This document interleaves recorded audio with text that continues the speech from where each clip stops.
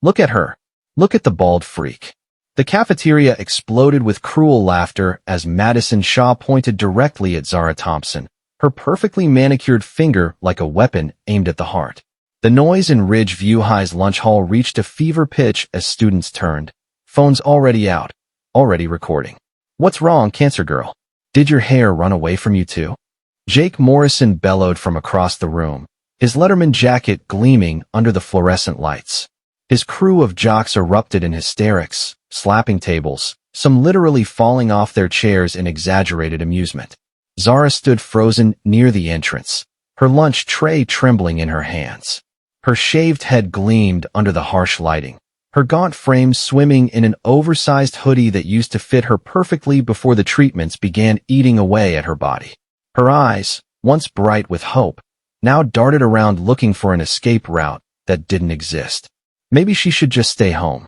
Madison continued, her voice dripping with venom as she approached, her gang of perfectly styled followers flanking her like soldiers. Nobody wants to catch whatever she has. It's probably contagious. I just want to eat my lunch, Zara whispered, her voice barely audible over the roar of mockery. What? Speak up, Baldy. Can't hear you over the sound of your disease. Jake shouted, cupping his hands around his mouth like a megaphone. The laughter intensified. Someone threw a crumpled napkin that hit Zara's shoulder. Then another. Then a straw wrapper. The cafeteria had transformed into a coliseum, and Zara was the entertainment. Before we continue this absolutely insane story, drop a comment right now and tell me where you're watching from and what time it is in your city. Don't forget to smash that subscribe button for more stories. Zara's tray clattered to the floor, mac and cheese splattering across the tile like her dignity. She ran with everything her weakened body could muster, her sneakers squeaking against the polished floor as the sound of laughter chased her down the hallway like hunting dogs after prey. She burst through the bathroom door, collapsing against the sink, her chest heaving with sobs that ripped through her like the cancer ripped through her cells. In the mirror, she barely recognized herself. The girl staring back was a ghost, a shadow, a victim. This wasn't supposed to be her story. 6 months ago, Zara Thompson was captain of the debate team, honor roll student, and had a full-ride scholarship to Northwestern University already locked in. She had friends, she had plans, she had a future painted in brilliant colors. Then came the headaches. Then the diagnosis. Stage 3 lymphoma. The word cancer had detonated in her life like a nuclear bomb, obliterating everything she knew. But Zara was a fighter. She'd gone through 4 months of chemotherapy that felt like swallowing fire. She'd endured radiation that made her bones ache and her skin burn. She'd lost her hair in chunks in the shower, watching her identity wash down the drain with every strand. She'd dropped from 135 pounds to barely 98. She'd vomited until there was nothing left but bile and tears. She'd missed junior prom, her best friend's birthday, and her own sister's graduation. But she'd survived. And when her doctors finally said she was in remission, when they told her the cancer was retreating, Zara had made one request. Just one dying wish that burned in her chest stronger than any treatment. I want to go back to school. I want to be with my friends. I want to be normal again, even if it's just for a little while. Her mother, Sarah Thompson, had cried. Her father, Marcus Hammer Thompson, former Navy SEAL and current contractor, had held her hand and nodded silently. His jaw clenched in that way that meant he was fighting back his own tears. If that's what you want, baby girl, then that's what you'll get, he'd said, his voice thick with emotion. So here she was. First day back at Ridgeview High. And this was her welcome. Zara splashed cold water on her face, trying to wash away the humiliation, but knowing it was branded into her soul now. Those videos would be all over social media within the hour. Cancer Girl Gets Roasted would probably be trending before sunset. The bathroom door swung open. Madison and her crew strutted in, their designer bags swinging, their perfectly applied makeup like war paint. Oh, is the cancer patient crying? Madison cooed with fake sympathy, her voice saccharine and poisonous. Maybe you should have just stayed in your hospital bed where you belong. Yeah, chimed in Brittany Chun, Madison's second-in-command. This school has standards. We can't have you bringing down our vibe with your whole situation. She waved her hand vaguely at Zara's entire existence. Please, Zara managed, her voice cracking. I just want to finish high school. I just want to be here. Well, we don't want you here, Madison shot back, stepping closer, invading Zara's space like a predator cornering wounded prey. Every time I look at you, I feel sick.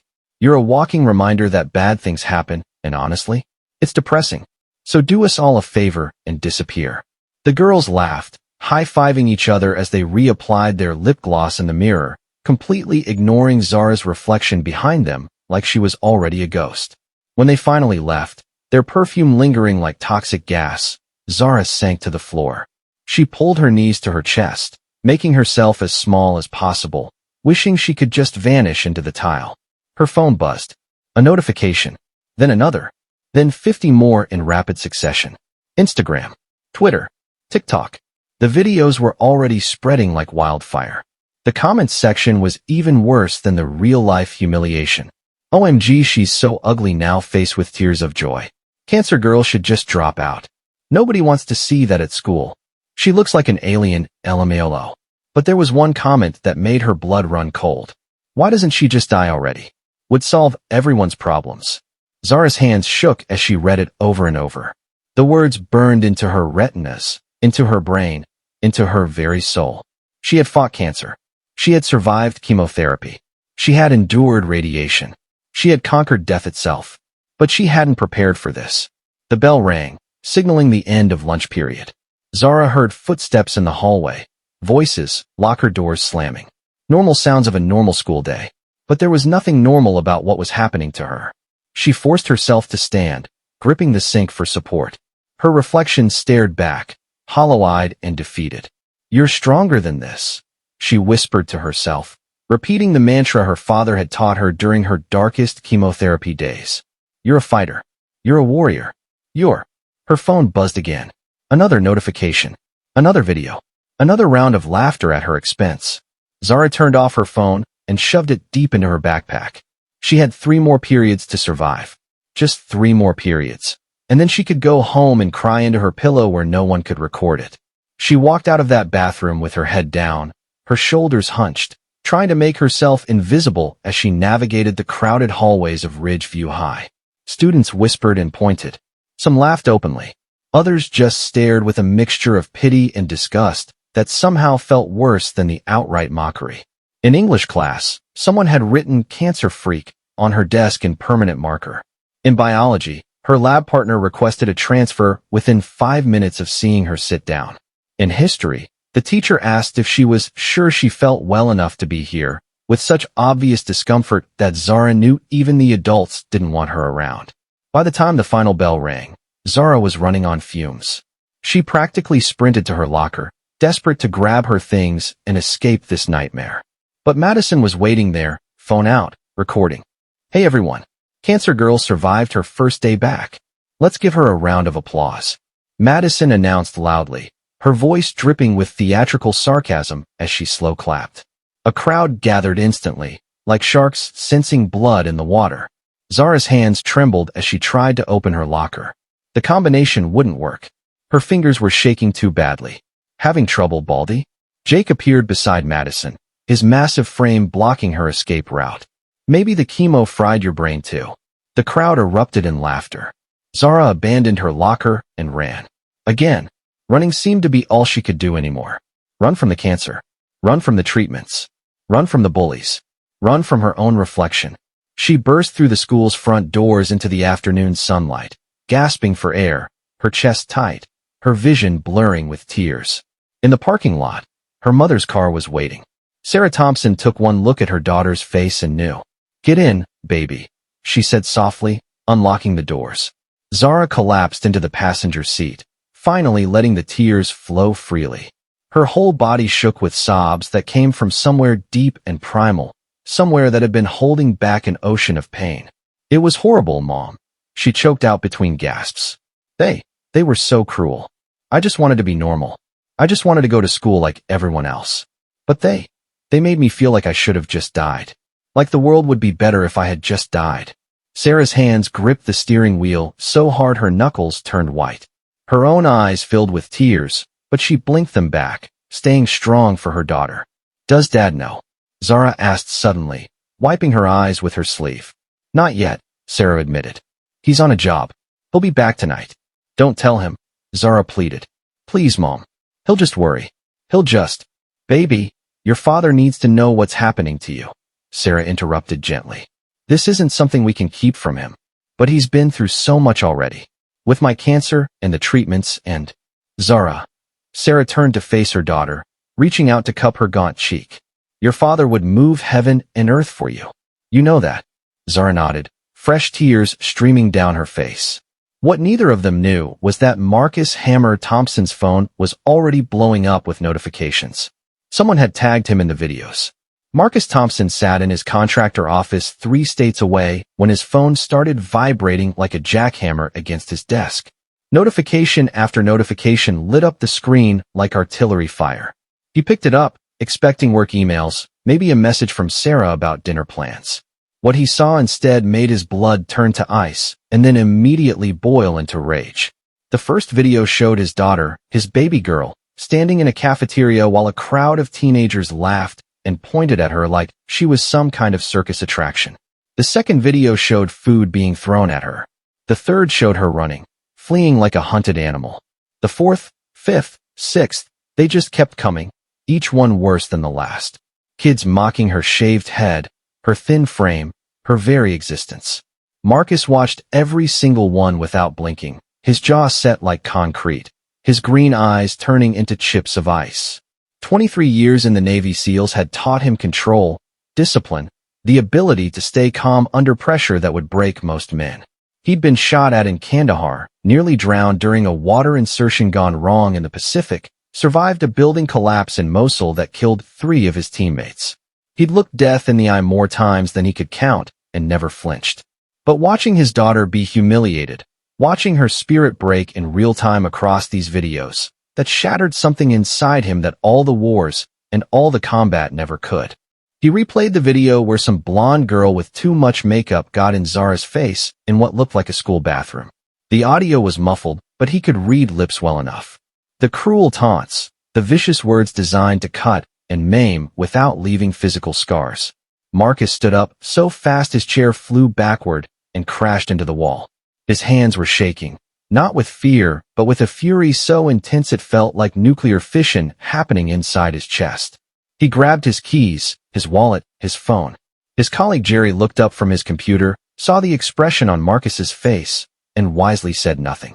The drive from the contractor office to his home in suburban Maryland normally took 45 minutes. Marcus made it in 27, his truck eating up highway like it was nothing, his mind racing faster than the engine. He called Sarah 3 times, but she didn't pick up. She was probably still driving Zara home from that hell they called a school. When he finally pulled into the driveway, Sarah's car was there, but empty. He burst through the front door like he was breaching an enemy compound. Zara was curled up on the couch, her small body wrapped in a blanket despite the warm afternoon, her eyes red and swollen from crying. Sarah sat beside her, stroking her head gently, whispering words of comfort that clearly weren't working. Both of them looked up when Marcus entered, and Zara's face immediately crumpled with fresh tears. Marcus crossed the room in 3 strides and knelt in front of his daughter, taking her thin hands in his calloused ones. Up close, he could see how much weight she'd lost, how fragile she looked, how the light in her eyes had dimmed. His warrior daughter, his fighter, looked defeated in a way that cancer never managed to achieve. Zara threw her arms around his neck and sobbed into his shoulder. Marcus held her like she was made of glass, feeling her body shake with the force of her crying, feeling every tear soak into his shirt like acid burning into his skin. Sarah filled him in with quick, quiet words. The cafeteria incident. The bathroom confrontation. The videos spreading across social media. The comments, hundreds of them, each one more vicious than the last. Kids telling his daughter she should die, that she was ugly, that she didn't deserve to exist. Marcus listened without interrupting, his face carved from stone, his mind already shifting into tactical mode. This wasn't a situation that required emotion, it required action, precision, and overwhelming force. When Sarah finished, Marcus stood up slowly, his full 6'3" frame rising like a mountain. He pulled out his phone and started making calls. First to his lawyer, David Chun, who owed him more than a few favors from their time serving together. Second to his old SEAL buddy Jackson, who now worked in the FBI's cybercrimes division. Third to Principal Robertson at Ridgeview High, whose secretary tried to tell him the principal was busy.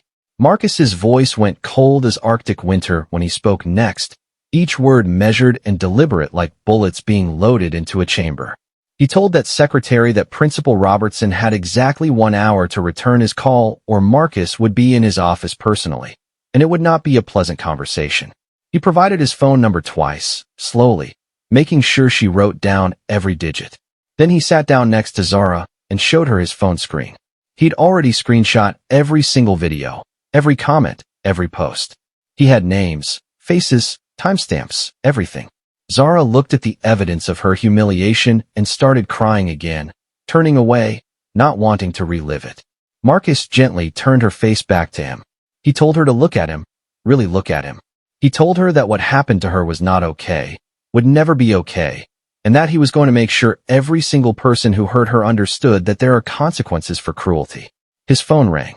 Principal Robertson, calling back in 32 minutes. Smart man. Marcus put it on speaker. Robertson started with pleasantries, asking how he could help, using that smooth administrative voice that probably worked on most parents. Marcus cut him off mid-sentence. He told Robertson exactly what happened to his daughter today, exactly what videos were circulating, and exactly how many laws were being broken. Harassment, assault, defamation, cyberbullying, and that was just for starters. Robertson's tone changed immediately, becoming defensive.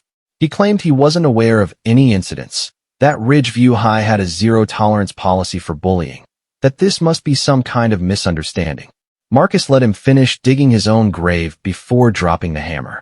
He informed Robertson that he had documentation of everything, that he'd already contacted his lawyer, and that unless Robertson wanted to see Ridgeview High on the news for creating a hostile environment for a cancer survivor, he better have Madison Shaw, Jake Morrison, and every other student involved in those videos in his office first thing tomorrow morning. The silence on the other end was beautiful. Robertson stammered, tried to backpedal, claimed he'd need to investigate, that disciplinary procedures took time. Marcus told him he had until 8 tomorrow morning. Then he hung up. Sarah stared at her husband with wide eyes.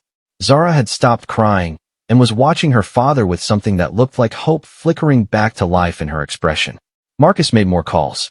He contacted the police department and filed a formal complaint for harassment and cyberbullying. He called his lawyer back and authorized him to draft cease and desist letters to every student identified in the videos. He even called a private investigator he knew who specialized in digital forensics to preserve all the evidence before anyone could delete it. By the time he finished, it was past midnight.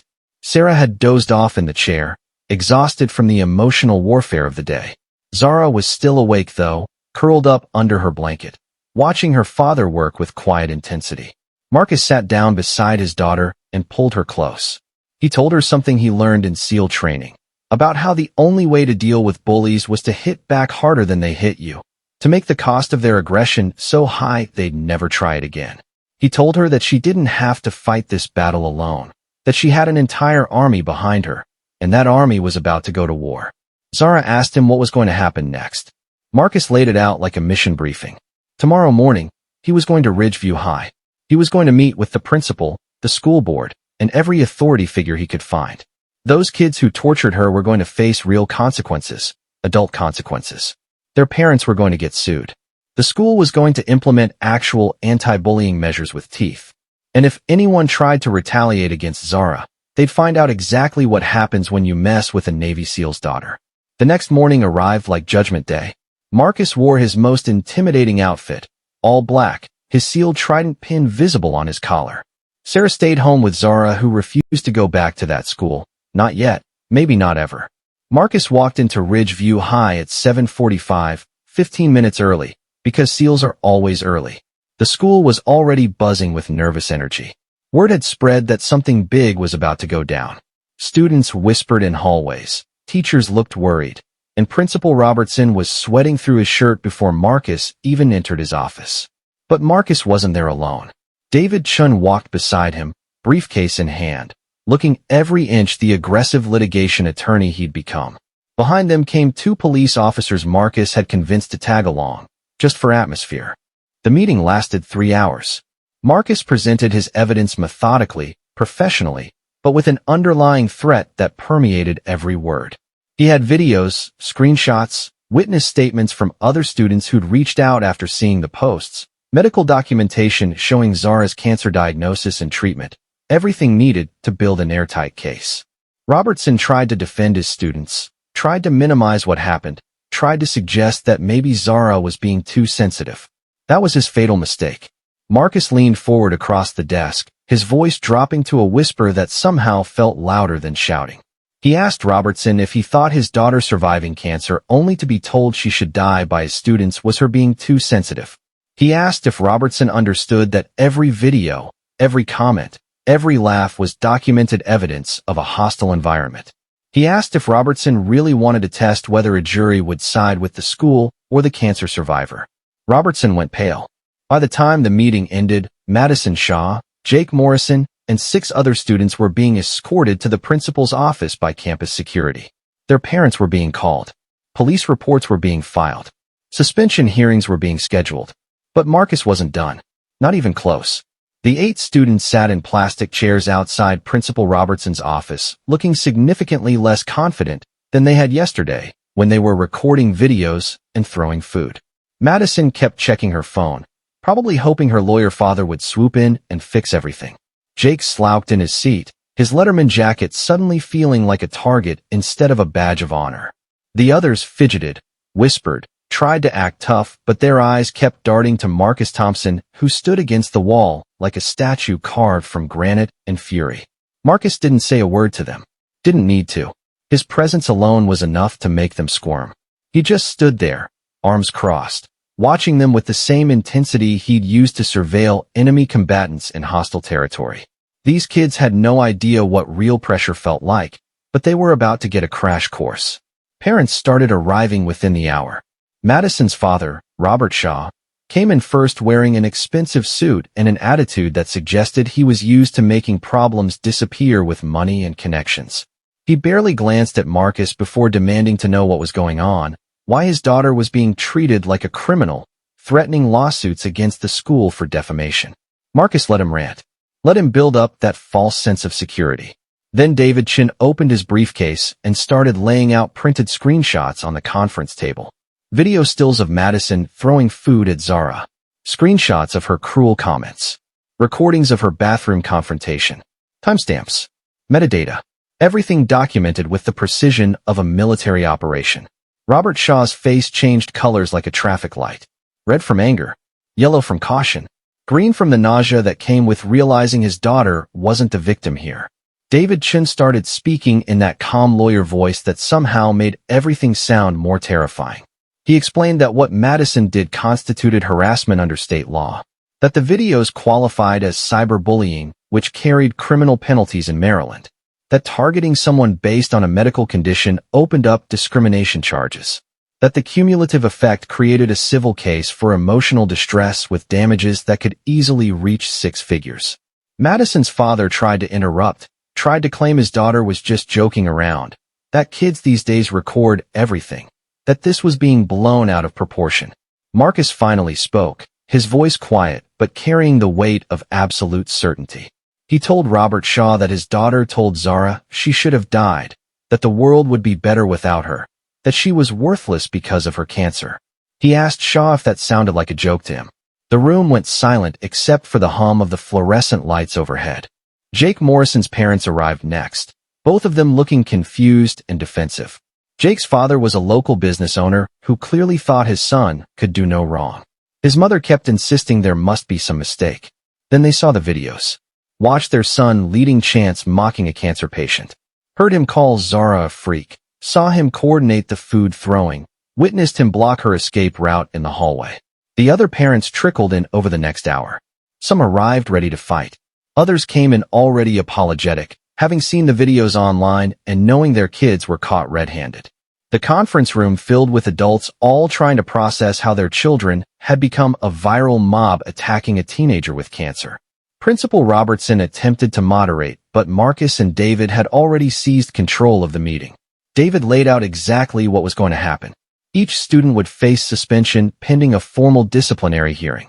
Each family would receive cease and desist orders. The police reports would move forward, and civil litigation was being prepared for anyone who refused to cooperate. Robert Shaw tried one last defense, claiming that pressing charges against minors was excessive, that these were good kids who made a mistake, that ruining their futures over one bad day was cruel. Marcus turned to him with eyes that had seen real cruelty in places Shaw couldn't imagine. He told him about watching his daughter go through chemotherapy, watching her lose her hair in clumps, watching her vomit until there was nothing left, watching her skeletal frame shake with cold, even under heated blankets, watching her cry because she thought she was going to die before she turned 17. He told him about how Zara's dying wish wasn't to meet a celebrity or go to Disney World. It was just to finish high school with her friends, to have some semblance of normal life before cancer took everything from her. He told him that his daughter and her friends had taken that wish and burned it to ashes in front of a cheering crowd. Then Marcus asked Shaw if he still thought this was about one bad day. Nobody answered. The meeting broke up with signed agreements from each family. The students would be suspended for 2 weeks minimum. They would write formal apologies to Zara. They would attend mandatory counseling. They would complete community service at a cancer treatment center. Their social media posts would be removed, and they would post public apologies. Any violation of these terms would result in immediate legal action. Marcus walked out of Ridgeview High that afternoon having dismantled the entire social structure that had tortured his daughter. But he wasn't satisfied. Not yet. Over the next 3 days, Marcus became a human wrecking ball aimed at every system that had failed Zara. He filed a formal complaint with the school board detailing how Ridgeview High's anti-bullying policies were nothing but empty words on paper. He provided evidence that teachers had witnessed the harassment and done nothing.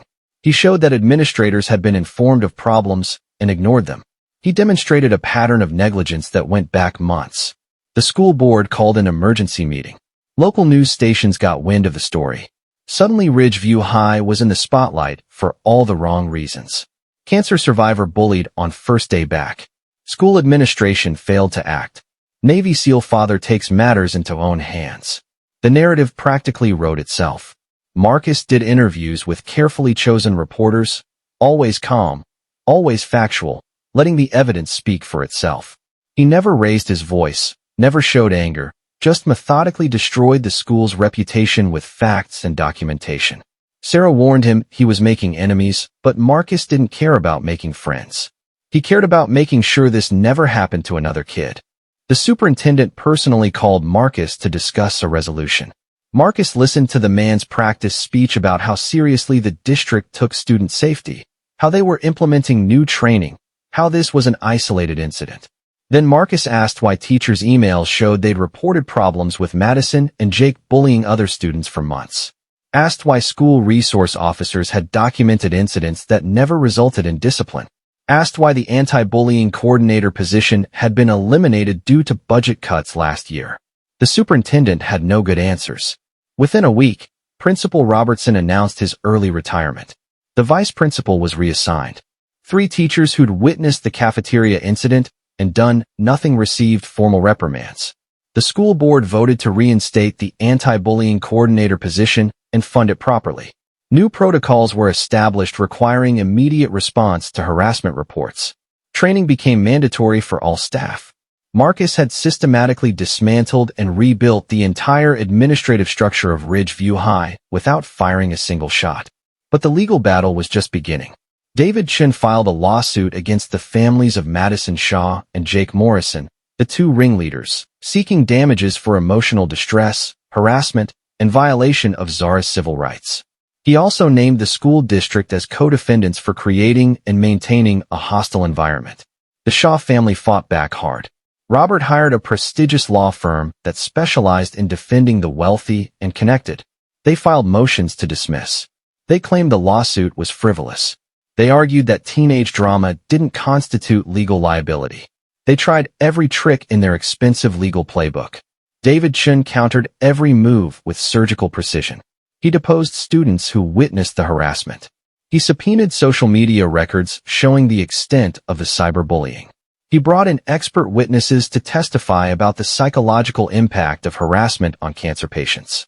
He built a case so airtight that even the Shaw family's lawyers started quietly suggesting settlement.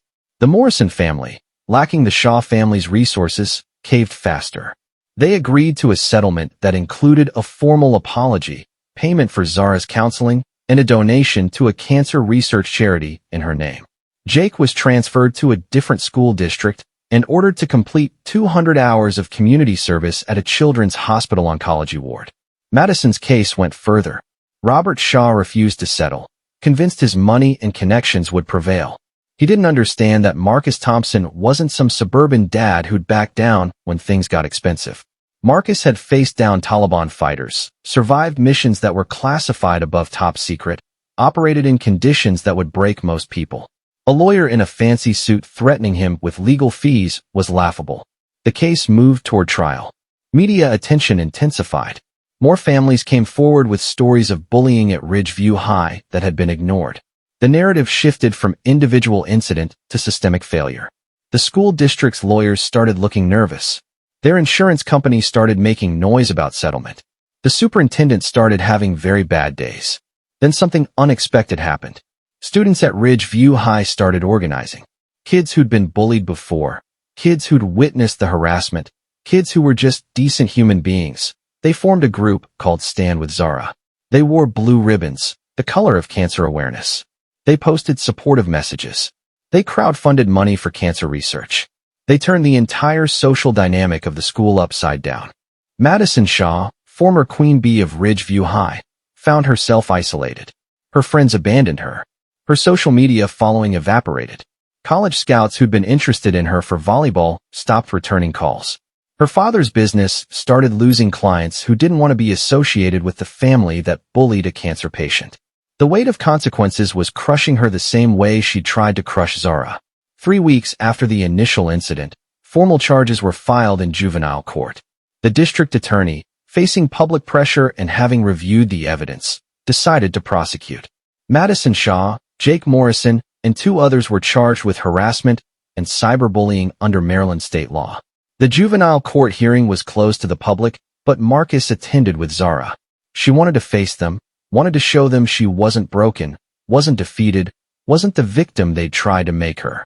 The juvenile courthouse smelled like floor polish and fear. Zara sat between her parents in the sterile hallway, her hands clasped in her lap, her posture straighter than it had been in weeks. She'd gained back 3 pounds since the incident. Her face had more color, and most importantly, the light had returned to her eyes. Not the same light from before cancer, not the same light from before the bullying, but something new, something harder, something forged in fire. Madison Shaw sat across the hallway with her parents, her designer outfit replaced with something more conservative, more courtroom appropriate. Her makeup was minimal, her hair pulled back. She looked small, diminished, like someone had deflated her entire personality. She glanced at Zara once, their eyes meeting for a fraction of a second, before Madison looked away quickly, her face flushing with something that might have been shame. Jake Morrison was there with his parents, his usual swagger completely absent. His father kept whispering aggressively at him, probably telling him to sit up straight, to look respectful, to not screw this up any worse than he already had. Jake's leg bounced nervously, his hands fidgeting with the tie around his neck like it was choking him. The other 2 defendants, Brittany Chun and Tyler Park, sat with their families looking like they wished they could disappear into the institutional gray walls. They'd been followers, supporting characters in Madison and Jake's cruelty, but the law didn't care about hierarchy. They'd participated. They'd laughed. They'd recorded. They were guilty. Judge Patricia Morrison, no relation to Jake, called the first case at 9:30 sharp. Madison Shaw versus the state of Maryland. The juvenile public defender assigned to Madison looked fresh out of law school and completely overwhelmed. Robert Shaw had wanted to hire private counsel, but juvenile court judges frowned on that, saw it as rich people trying to buy their way out of consequences. The prosecutor, a sharp woman named Lisa Chun who'd been trying juvenile cases for 15 years, laid out the charges with clinical efficiency. Harassment, cyberbullying, creating a hostile environment. She presented video evidence on a laptop screen, forcing everyone in the courtroom to watch Madison throw food at Zara, to hear her cruel words in the bathroom, To see her orchestrate the humiliation with the precision of a military campaign. Judge Morrison watched without expression, her face carved from stone, her eyes taking in every detail. She'd seen thousands of cases, kids who'd made mistakes, kids who'd been failed by systems, kids who were genuinely remorseful, and kids who were just sorry they got caught. She knew the difference. Madison's lawyer tried to mount a defense based on typical teenage behavior, arguing that social media had changed how kids interacted, that what looked cruel was actually just how this generation communicated. It was a weak argument, and everyone in the courtroom knew it. Judge Morrison cut him off mid-sentence, asking if he was seriously suggesting that telling a cancer patient they should die was normal teenage communication. The lawyer went quiet. Then came victim impact statements. Zara stood up, her legs shaking slightly, but her voice steady. She'd written her statement by hand, revised it a dozen times, practiced it with her mother until she could get through it without crying. She talked about fighting cancer, about the chemotherapy that felt like poison coursing through her veins, about losing her identity along with her hair, about the fear that lived in her chest every single day wondering if the cancer would come back. She talked about her dying wish to just be normal, to go to school, to be with friends, to have one piece of her life that cancer hadn't destroyed. Then she talked about her first day back, about the cafeteria, about the laughter, about running to the bathroom and crying until she couldn't breathe, about going home and looking up methods of suicide because the humiliation felt worse than dying, about her father finding her researching pills and dosages, about the panic in his eyes, about realizing she'd survived cancer only to let Bullies finish what the disease couldn't. The courtroom was absolutely silent except for Zara's voice. Even Madison was crying now, her perfect makeup running down her face in black streaks. Her mother had her arm around her daughter's shoulders, but looked devastated, like she was finally understanding what her child had done. Zara finished by saying she didn't want revenge. She wanted accountability. She wanted these students to understand that words had power, that cruelty had consequences, that you couldn't just torture someone and walk away like nothing happened. She wanted them to get help, to get better, to never do this to anyone else. Then she sat down. Marcus squeezed her hand. Sarah wiped tears from her own eyes. David Chun nodded approvingly from his seat in the gallery. Judge Morrison took a 15-minute recess. When she returned, her decision was written on her face before she even spoke. She found Madison Shaw guilty on all charges. The sentence came down like a hammer. 6 months in juvenile detention, followed by 18 months probation. Mandatory counseling twice a week. 500 hours of community service at the Maryland Cancer Center. No social media for the duration of her probation. And a permanent mark on her juvenile record that would follow her into adulthood if she violated any terms. Robert Shaw stood up, started to protest, started to argue about his daughter's future, about college applications, about how this would ruin her life. Judge Morrison shut him down immediately. She told him that his daughter had tried to ruin Zara Thompson's life, had told a cancer survivor she should die, had led a campaign of harassment that drove a teenage girl to contemplate suicide. She told him his daughter was lucky she was being tried as a juvenile, because if she were an adult, she'd be facing felony charges and real prison time. The bailiff led Madison out of the courtroom. She looked back once at Zara, her face a mess of tears and running makeup, her mouth forming words that might have been an apology, but came too late to matter. Jake Morrison's case went similarly. Guilty on all charges. 4 months juvenile detention, 2 years probation, mandatory counseling, 400 hours community service. His father exploded in anger, had to be warned by the bailiff to control himself or face contempt charges. Jake just sat there looking shell-shocked, like he couldn't believe his football scholarship offers had evaporated along with his future. Brittany Chun and Tyler Park got lighter sentences since they were followers rather than leaders. 3 months detention, 18 months probation, 300 hours community service each. Their parents looked relieved it wasn't worse. The kids looked terrified of what came next. The news spread through Ridgeview High like wildfire. Students who'd thought the whole thing would blow over, that rich kids always got away with everything, suddenly realized the world had changed. Adults were actually holding teenagers accountable. Bullying actually had consequences. The social hierarchy built on cruelty and intimidation was crumbling. Marcus walked out of that courthouse with his family, knowing he'd won every battle. The bullies were in juvenile detention. The school had reformed its policies. The lawsuit against the district was settled for an undisclosed amount that would fund Zara's college education and then some. Madison Shaw's family was still fighting their civil case, but their lawyers were quietly negotiating settlement terms. But Marcus knew this wasn't really about winning. It was about teaching his daughter that she didn't have to accept cruelty, that she had power, that she could fight back and win. It was about showing every other kid who'd been bullied that adults would protect them if they spoke up. It was about proving that money and popularity and social status meant nothing when you crossed the line into genuine harm. 3 months later, Zara returned to Ridgeview High. Not because she had to, but because she chose to. She could have transferred, could have done online school, could have hidden away until college. But she decided to walk back through those doors with her head held high. The school was different now. Teachers actually enforced anti-bullying policies. Administrators actually investigated complaints. The Stand With Zara movement had evolved into a broader anti-bullying initiative with student leadership and faculty support. The culture had shifted from tolerating cruelty to celebrating kindness. Students approached Zara in hallways to tell her she was brave, that she'd changed the school, that she'd inspired them to stand up for themselves or others. Former friends of Madison reached out to apologize, some genuine, some just trying to distance themselves from the scandal. Zara accepted some apologies and ignored others, learning that forgiveness was a gift she could choose to give or withhold. Her hair was growing back, short and fuzzy but growing. She'd gained back most of the weight she'd lost during treatment. Her cancer remained in remission, though she still had checkups every 3 months that filled her with anxiety. But she was here.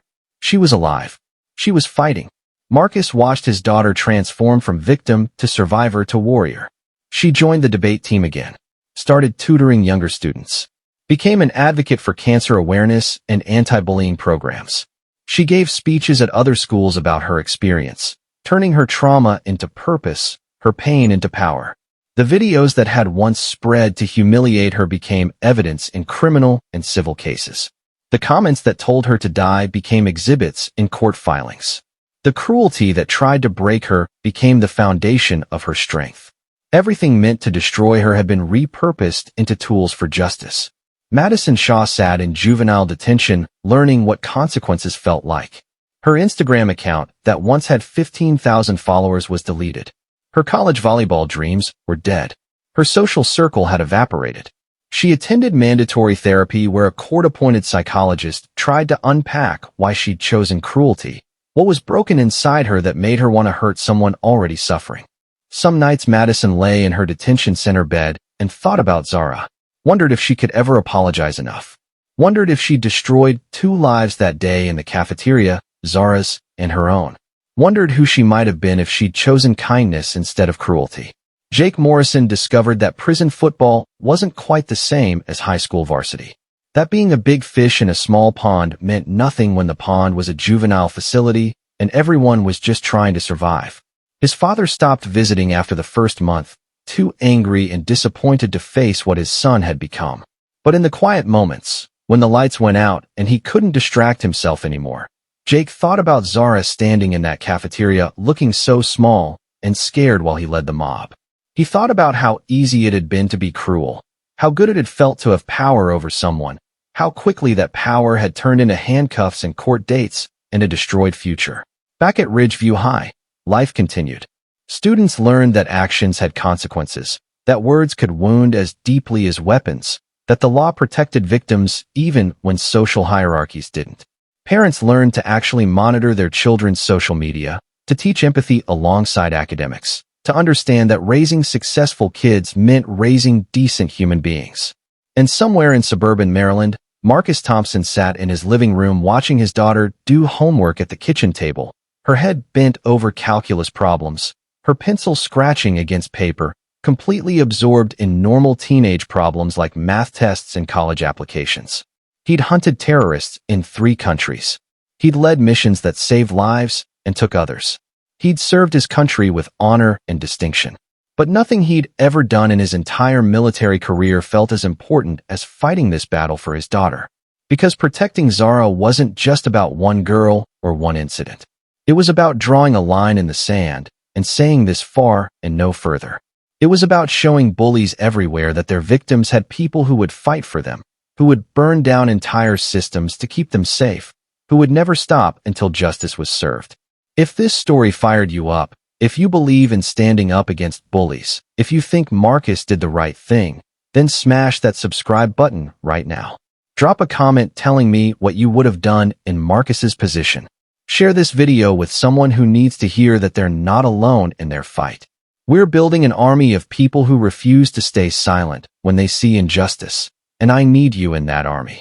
Hit subscribe, turn on notifications, and let's keep spreading stories that matter.